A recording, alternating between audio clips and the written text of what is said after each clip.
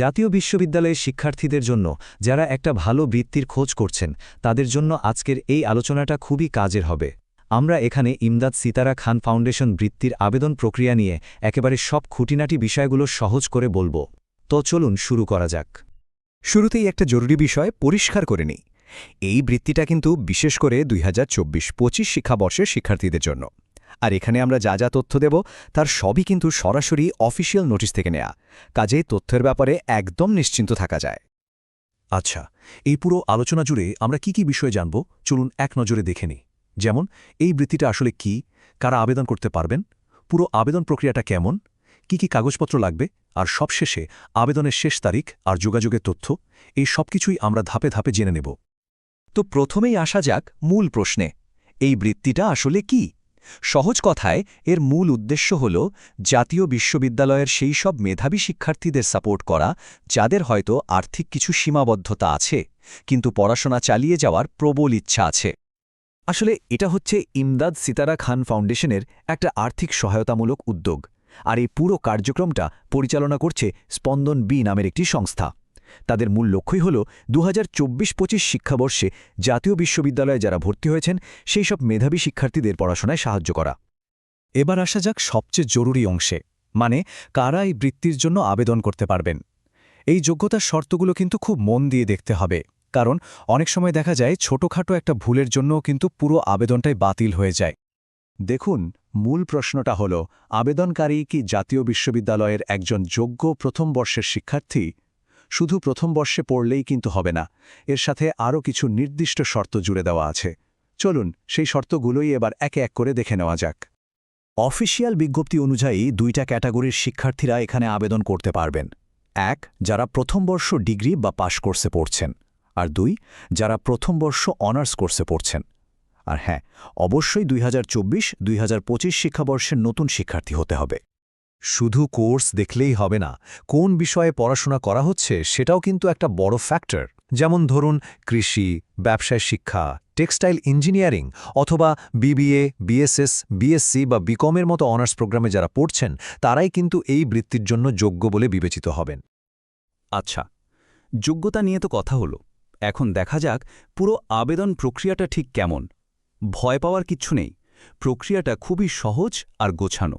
একটু মন দিয়ে দেখলেই কিন্তু ব্যাপারটা পরিষ্কার হয়ে যাবে। পুরো আবেদন প্রক্রিয়াটাকে আমরা সহজ করে 5টা ধাপে ভাগ করে নিতে পারি। দেখুন, প্রথম কাজ হলো ফর্মটা সংগ্রহ করা।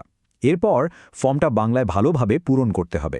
3 নম্বরে একটা ব্যক্তিগত রচনা লিখতে হবে। 4 নম্বরে দরকারি সব কাগজপত্র গুছিয়ে নিতে হবে। আর সবশেষে এই সব কিছু একসাথে করে জমা দিয়ে দেয়া। এই যে ফর্মটা দেখা যাচ্ছে, এটাই কিন্তু আবেদনের একদম প্রথম ধাপ। এই অফিসিয়াল ফর্মটা পেতে হলে যেতে হবে www.spandanbhing.org এই ওয়েবসাইটে।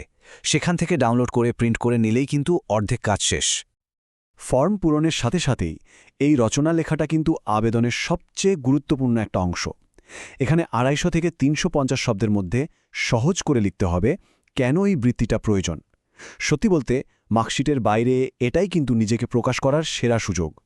এই লেখাটাই একটা আবেদনকে বাকিদের থেকে আলাদা করে তুলতে পারে। আরেকটা কথা কিন্তু একদম ভুলে গেলে চলবে না, পুরো আবেদন ফর্ম আর ওই যে রচনার কথা বললাম দুটোই কিন্তু অবশ্যই বাংলায় লিখতে হবে।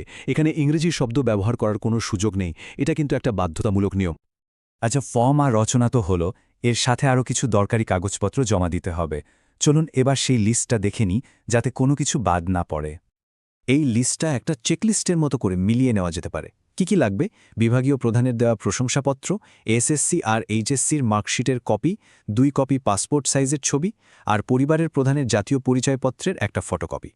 আর হ্যাঁ, একটা খুব জরুরি কথা, এই সব কাগজ কিন্তু সত্যায়িত হতে হবে, একটাও যেন বাদ না যায়। আবেদন করার সময় আরও কিছু ছোট কিন্তু খুবই গুরুত্বপূর্ণ নির্দেশনা মেনে চলতে হবে, কারণ প্রায় দেখা যায় এই ছোট ছোট ভুলের জন্যে অনেক ভালো আবেদনও কিন্তু বাদ পড়ে যায়। এই স্লাইডটা একটু খেয়াল করুন, কি করতে হবে। আবেদনপত্রটা একদম পরিষ্কার হাতে লিখতে হবে। মোবাইল নম্বরের জায়গায় অবশ্যই নিজের নম্বরটা দিতে হবে, অন্য কারো নয়। আর উপজেলা ও জেলার নাম লিখতেই হবে। আর কি করা যাবে না? ফর্মে কোনো ইংরেজি শব্দ ব্যবহার করা যাবে না, রচনার জায়গাটা খালি রাখা তো যাবেই না, আবার 350 শব্দের বেশিও লেখা যাবে না। এই নিয়মগুলো কিন্তু মানতেই হবে। আচ্ছা, আমরা প্রায় শেষের দিকে চলে এসেছি। এবার সবচেয়ে জরুরি দুটো তথ্য, আবেদনের শেষ তারিখ কবে আর কোনো দরকার হলে কোথায় যোগাযোগ করতে হবে, কারণ ডেডলাইন পার হয়ে গেলে কিন্তু আর কোনো সুযোগই থাকবে না। তারিখটা একদম মাথায় গেঁথে নিন, 10 ডিসেম্বর 2025, এটাই কিন্তু আবেদনের শেষ দিন।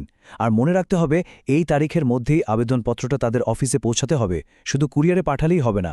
তাই একদম শেষ সময়ের জন্য অপেক্ষা না করে বরং আগেভাগে সব গুছিয়ে নেওয়াটা বুদ্ধিমানের কাজ। আবেদনপত্র জমা দেওয়ার জন্য কিন্তু দুটো উপায় আছে। এক, কুরিয়ারের মাধ্যমে তাদের ঢাকা অফিসে পাঠানো যেতে পারে, অথবা সবগুলো কাগজ সুন্দর করে স্ক্যান করে ইমেইলের মাধ্যমেও পাঠিয়ে দেওয়া যায়, যার যেটা সুবিধা। এখন যদি আবেদন করতে গিয়ে কোনো প্রশ্ন মাথায় আসে বা কোনো কিছু জানার দরকার পড়ে, তাহলে কিন্তু যোগাযোগের সব ব্যবস্থা আছে। এই টেবিলে দেখুন তাদের ওয়েবসাইট, ইমেল আইডি, এমনকি ফোন নম্বরও দেওয়া আছে। কোনো দ্বিধা না করে প্রয়োজনে যোগাযোগ করা যেতে পারে। তো এই ছিল ইমদাদ সিতারা খান ফাউন্ডেশন বৃত্তির পুরো আবেদন প্রক্রিয়ার খুঁটিনাটি। আশা করি এখন পুরো বিষয়টা একদম পরিষ্কার। প্রস্তুতি নেওয়ার জন্য এখনই কিন্তু সেরা সময়। সকল যোগ্য আবেদনকারীর জন্য অনেক অনেক শুভকামনা রইল।